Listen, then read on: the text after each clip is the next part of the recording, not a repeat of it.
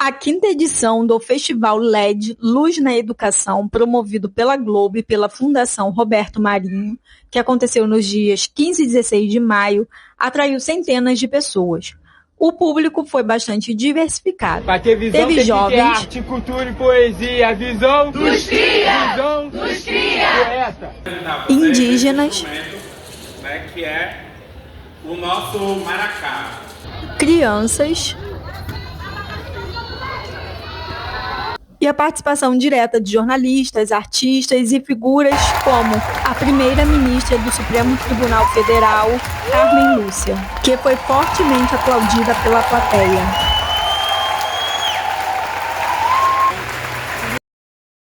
Eu faço parte do Diálogos de Adolescente do Unicef, junto com outros participantes aqui, e também sou um conselheiro do Unicef Brasil. A gente não pode ser pretos de periferia sem cultura, sendo que a nossa favela ela é o lugar onde que mais se produz em cultura. Nós somos a cultura. A gente tem que buscar ser pessoas que construem cultura e que usufruem dela. É o seu nome e aí faz a pergunta, por favor. Boa tarde a todos, Eu moro em São Gonçalo, Meu nome é Maria. A minha pergunta é justamente, ele falou muito, incentivar. Mas a minha pergunta é como fazer esse jovem, esse adolescente periférico se sentir merecedor, se sentir pertencente. É muito fácil de responder porque a gente está frequentemente debatendo sobre isso e a forma em que a gente percebe que está sendo super efetiva é fazer uma comunicação entre pares realmente, entendeu? Eu não vou conseguir me sentir pertencente a um espaço em que não tem jovens lá. Eu não vou conseguir me sentir pertencente a um espaço em que não tem pessoas como eu lá, entendeu? É como se você me colocar, você deu um exemplo de um jovem barbeiro. Um jovem barbeiro para assistir a palestra de um montão de engravatado e ele fica tipo, pô, como assim, tipo, cadê uma pessoa como eu lá, tá ligado? Cadê uma pessoa que passou pelas mesmas dificuldades que eu lá, entendeu? Então falta muito de identidade. Eu sou Fabrício Titiá, eu sou do povo Pataxó, Nanhãe, venho um pouquinho de longe, mas de onde começou tudo isso que nós hoje chamamos de Brasil. Eu sou do povo Pataxó, Nanhãe, da terra indígena Caramuru, Paraguaçu, no sul da Bahia. Meu povo, vou apresentar a vocês esse instrumento, que é o nosso maracá, que para muitos pode ser apenas um instrumento para os nossos rituais. Mas para nós, Pataxó, Nanhãe, o maracá ele é um instrumento sagrado. Ele é a nossa comunicação com o nosso povo, com o nosso território e com a nossa ancestralidade. O maracá é uma cabaça com várias sementes dentro. E essas sementes juntas fazem um som que faz essa comunicação.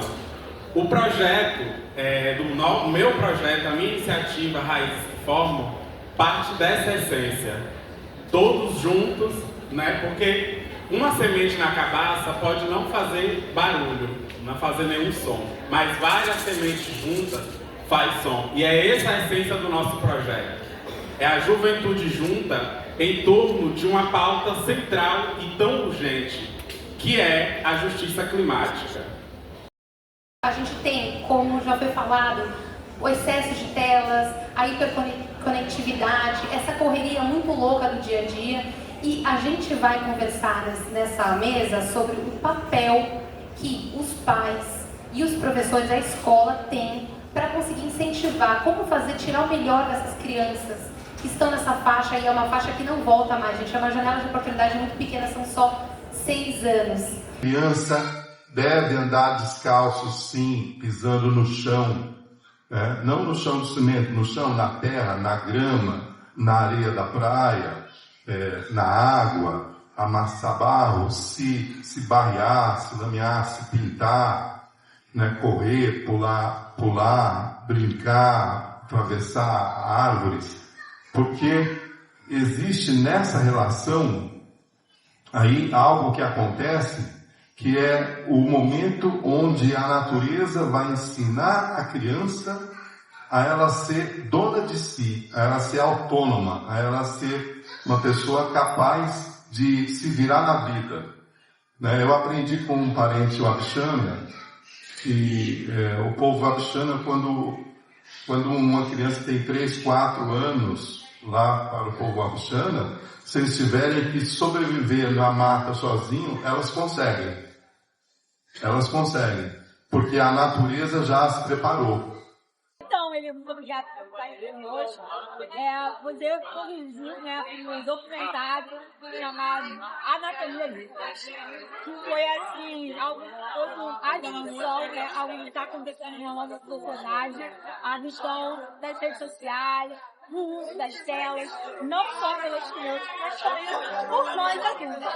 E uma coisa que me pegou como mãe, também como, de certa forma, uma pessoa que trabalha com o hospital, foi o depoimento de uma mãe que ela falava sobre a culpa que ela sentia de usar muito, né, um telefone e o seu filho ali ver assim, e reproduzir aquele comportamento. E aí, diante disso, né, a gente sabe que o diálogo dentro de casa é muito importante.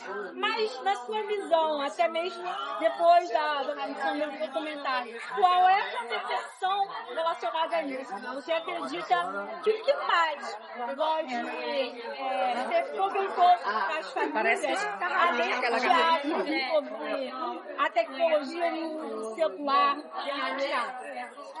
Eu acho que é importante os pais se anteciparem um pouco em relação ao que está vindo aí, né? Então, usar mesmo controles parentais.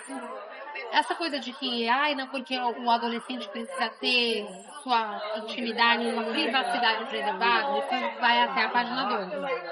Então, assim, pra mim é inconcebível, por exemplo, você não saber, pelo menos assim, numa idade, né, de começo de adolescência, o que o seu filho tá fazendo online. É muito importante, né? Então, justificar mesmo, porque pode ser tarde demais, né? Às vezes é uma porta que se abre, quando você vai ver essa criança, com algum momento de fragilidade, ou esse adolescente foi cooptado por algum grupo extremista, algum grupo de ódio. Então precisa ficar ligado. E assim, é uma discussão, né, sobre restringir ou não restringir. Você vai proibir? Acho que uma vez que você dá, é um pouco mais difícil você tirar. Mas ainda assim, eu acho que os pais também podem exercer seus papéis como pais. Às vezes eu preciso que os pais ficam muito retraídos.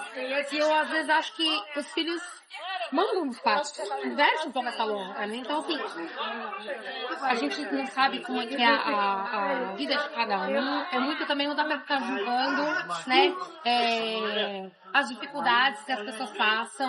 O nosso país é um país que tem muitas questões complexas, mas se possível, se for possível, adiar um pouco essa coisa de dar o celular, eu acho que é interessante, né? Vai dar o celular lá para os 12, né? Redes sociais, só a partir de 14, né? É o que alguns países já estão fazendo. Então, claro, isso é o mundo ideal. Tem muitas complexidades, mas acho que precisa estar atento. E também, claro, no caso dessa mãe, ela precisa usar o celular para trabalhar. Mas a gente sabe que talvez também não usa só para trabalhar. E é uma coisa humana, né? Eu quero dizer, nós somos poucos de uma certa forma, nativos de laboratório aí, sendo vítimas dessa engenharia muito complexa que faz com que você fique viciado, fique lá dentro da plataforma. Então nós também somos vítimas, de uma certa maneira. Então, trazer essa consciência e trazer os recursos necessários para falar, opa, peraí, deixa eu colocar limite nisso aqui, né? E como nessas conversas inspiradoras que a gente está tendo aqui no LED, né? Olhar para o seu filho e deixar o celular de lado. Porque não adianta nada você falar para o seu filho, não usa o celular, então você vai usar. Os estudantes dizem que eles usam quando é uma disciplina que tem que ser rápido, assim eles entregam. Questões de múltipla escolha, essas coisas eles dizem que usam bastante, mas que quando é uma disciplina que eles gostam e da qual eles gostam, ou então que ela exige que eles pensem, que sejam mais criativos, eles preferem não usar, eles fazem um esforço de não usar. Então, mas a gente ainda não tem essas políticas tão bem definidas em termos de ética, tanto para as escolas quanto para as universidades, né? Então, cada rede tem criado o seu referencial. O Ministério da Educação criou 2 referenciais agora, um da CEGAP, que é mais político, mais de uso de IA nas redes, e o MEC lançou uma cartilha para professores, para os educadores em relação à IA. Mas está tudo ainda muito no início. a gente não tem muito esses limites, nem sabe exatamente o que é certo. Como é que a gente referencia aquilo que era IA e o que era o nosso trabalho? Eu não sei como é. Acho que em ciências deve acontecer bastante, né, Rafa? Até de direito autoral, né, Rafa? Também, porque a Rafa também é criadora de conteúdo, além de professora. E muitas vezes o criador de conteúdo tem seu conteúdo ali citado sem ter a referência, né? Você percebe isso trabalhando nesse ambiente digital? Eu vejo que nos adolescentes mais jovens, eu trabalho com alunos mais jovens, alunos de 13, 14, 15 anos, ou um pouquinho mais jovens, eu não percebo tanto essa malícia no sentido de vou esconder. Ele, né, ali nas rodas de conversa, os professores passaram, produza um texto, responda a pergunta, vem com aquelas palavras super elaboradas, que você fala, não, você sabe o que significa essa palavra? Não. Então, eu já vi, até já brinquei de fazer esse tipo de atividade como exercício de, olha, a gente vai botar a pergunta, bota a resposta e agora você vai colocar com as suas palavras de forma que você entenda, porque ele não sabe. Então, é um trabalho crítico de forma muito micro, né, de olha, traga isso aqui para você, né, de forma que você entenda e que eu veja que foi você, né. Mas os mais jovens acho que ainda não tem essa malícia de não vou deixar com cara de chat, vai com cara de chat mesmo, né. Assim como a gente via, ele imprimia o trabalho, ou escrevia o trabalho e botava clique aqui embaixo. Ah, meu Deus. Escreveu aquilo, vou deixar impresso. Né? Então, agora em relação à questão do direito autoral, é bem desafiador, né? Eu tenho visto até uma evolução nas IAs em relação a isso. Às vezes você eu pedi um texto, ela falou, não posso te entregar esse texto por conta de direito autoral. Eu falei, olha, não imaginei, eu achei que ela ia, né, me passar ali. Agora, e entra a questão,